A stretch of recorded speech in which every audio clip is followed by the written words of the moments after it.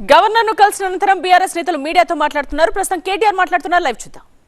Coal గనిలో లేని ఏ బొగ్గు గనిలో లేని నిబంధన ఇక్కడనే ఎందుకు పెట్టినారు అంటే ఇంతవరకు సమాధానం రాదు.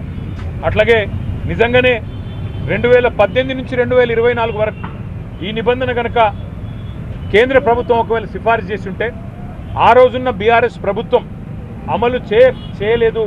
అన్ని టెండర్లను కూడా ట్రాన్స్పరెంట్గా అన్నాడు మేము పిలిచినాం. అందుకే ఆ రోజు అన్ని మైనస్ టెండర్లు వచ్చినాయి. ఎస్టిమేటెడ్ కాస్ట్ కంటే తక్కువ ఖర్చుకే సింగరేణికి డబ్బులు ఆదా చేస్తూ ఆ రోజు జరిగిన మాట వాస్తవమా కాదా? మరి ఆ రోజు ఆ టెండర్లలో లేని షరతు మీ ప్రభుత్వం వచ్చిన తర్వాత ఈ సైట్ విజిట్ సర్టిఫికేషన్ అనే విధానం ఎందుకు పెట్టారు, ఎవరికి లాభం చేయడానికి పెట్టారు అంటే ఇంతవరకు ప్రభుత్వంలోని బాధ్యులు ఏ ఒక్కరు కూడా సమాధానం చెప్పట్లేదు. 2025-26లో నిజానికి జనవరిలో ఒక టెండర్ చేశారు ఈ నిబంధన లేకుండా.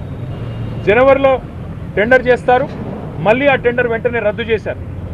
టెండర్లో ఈ నిబంధన లేకుండా ఆ రోజు మీరు టెండర్ పిలిస్తే -7% అంటే ఎస్టిమేట్ చేసిన దానికంటే 100 రూపాయలకు ఎస్టిమేట్ చేస్తే 93 రూపాయలకే పనిచేస్తామని కాంట్రాక్ట్ సంస్థలు ముందుకొచ్చినాయి. కానీ దాన్ని మీరు రద్దు చేశారు, ఈ నిబంధన పెట్టారు. దానివల్ల ఏమైంది, తిరిగి మళ్ళీ టెండర్ అదే ప్లేస్లో పిలిస్తే +12 అంటే 100 రూపాయలకు అయ్యే పని 112 రూపాయలకు కావాలని చెప్పి మరి సంస్థలు వచ్చిన మాట వాస్తవమా కాదా మరి మీరు చెప్పాలని చెప్పి ప్రభుత్వాన్ని మేము డిమాండ్ చేస్తూ ఉన్నాం.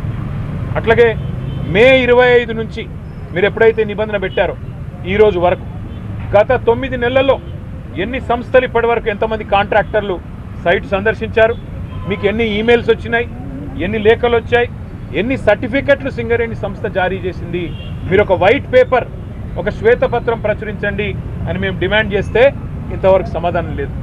కొంతమందికే సెలెక్టివ్గా ఎందుకు ఇచ్చారు మీరు, కొంతమందికే సెలెక్టివ్గా మీరు ఎందుకు మరి కొంతమంది కాంట్రాక్ట్ సంస్థల్ని ఎందుకు మీరు ఎత్తుకుంటున్నారు, మిగతా వాళ్ళని ఎందుకు పక్కన పెడుతున్నారు? ఇందులో రింగ్ మాస్టర్ సృజన్ రెడ్డి అనే వ్యక్తి ముఖ్యమంత్రి బావమరిది అవునా కాదా అని మేము అడిగితే ఇంతవరకు సమాధానం రాదు, ఇంతవరకు ఆయన విషయంలో స్పష్టత రాదు. అట్లాగే మేము అడిగాం శ్వేతపత్రం ప్రచురించండి, ఒక నైనీ టెండర్లే కాదు, నైనీ బొగ్గుగని టెండర్లే కాదు, మరి నైనీలో కూడా గతంలో 2021లో 2022లో 2 సార్లు మా ప్రభుత్వం ఉన్నప్పుడుగా టెండర్లు పిలిచాం. కానీ ఆ రోజు ఈ సైట్ విజిట్ సర్టిఫికెట్ అనే నిబంధన లేదు. మరి ఈరోజు టీఆర్ఎస్ ప్రభుత్వంలో అవసరం లేనిది కాంగ్రెస్ ప్రభుత్వంలో ఈ నిబంధన ఎందుకు అవసరం వచ్చింది అని మేము అడిగితే ఇంతవరకు సమాధానం లేదు.